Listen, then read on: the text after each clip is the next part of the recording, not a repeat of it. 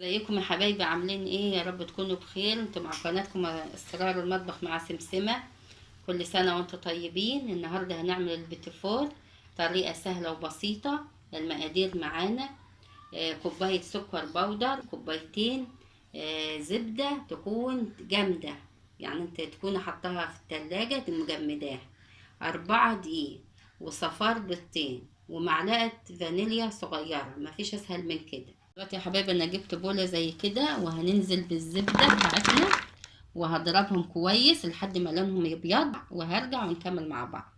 دلوقتي احنا ضربنا الزبدة لحد ما لونها ابيض، وهننزل بعد كده بالسكر برضه هنضربه لحد ما لونه يبقى زي كريم كده.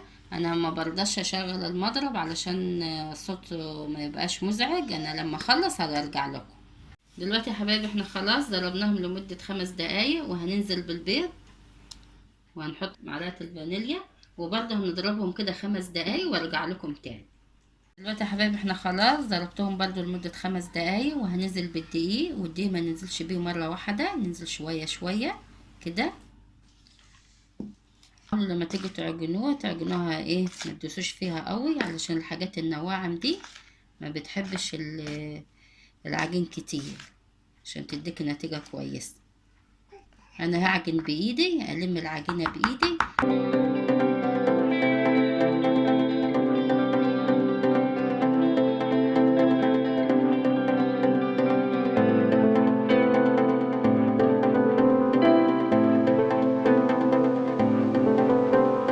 دلوقتي يا حبايبي انا خلاص عجنتها وبقت بالمنظر ده، والملمس بتاعها كده ناعم وحلوة زي ما انتوا شايفينها. انا هقسمها دلوقتي نصين عشان هحط معلقتين كاكاو على النص اللي انا هقسمه. دلوقتي يا حبايبي انا حطيت معلقتين كاكاو على الحته اللي انا خدتها، علشان ايه، زي ما قلت لكم هنشكلها يبقى معانا بني وابيض. عجنتها بالمنظر ده ابيض وبني، وهنسيبها ترتاح ربع ساعه وهنرجع نشكلها مع بعض. دلوقتي احنا هنشكل العجينه مع بعض بعد ما سيبناها ارتاحت ربع ساعه. انا جايبه صينيه برضو ما نتنهاش، وانا جايبه بتاعه البيتي فور دي اللي بشكل بيها. ممكن انت لو ما عندكيش شكلها برضو بأي حاجة، باللي هو الكيس ينفع. ممكن لو ما فيش كيس ولا دي ولا المكنة دي، لو عندك شوكة كده في البيت برضو تشكلي بيها وترسمي بيها أي حاجة يعني. آه كده. دي رسمة الورد. أنا طبعا هعمل كذا رسمة، بس أنا قلت أوريكم برضو الأول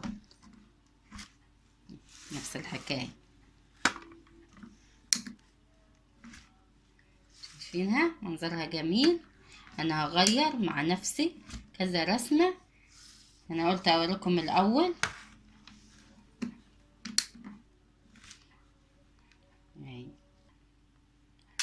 انا هكمل الصينيه، ولما تكمل انا هوريها لكم.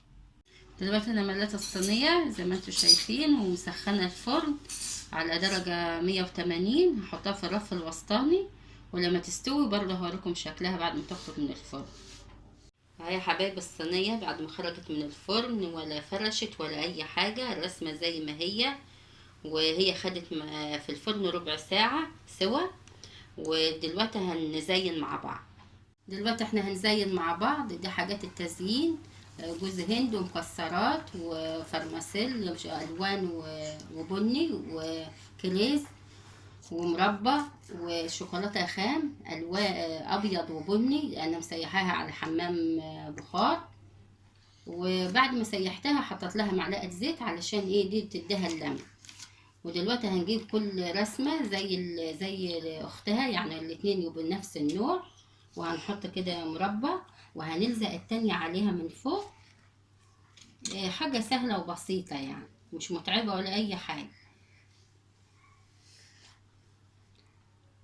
وبرضو التزيين ده على حسب اختيارك، ده بتاعك انت اللي انت عايزاه تزيني بيه براحتك. وهنحطها كده يعني مثلا ايه في الشوكولاتة البني، نحطها في المكسرات، براحتك خالص التزيين كده. شكلها جميل وحلوة خالص. هوريكم واحدة تانية. دي بني، اللي هي شوكولاتة يعني. هنحطها في الشوكولاتة البيضة علشان برضو ايه منظرها يبقى حلو. ونحطها في جوز الهند.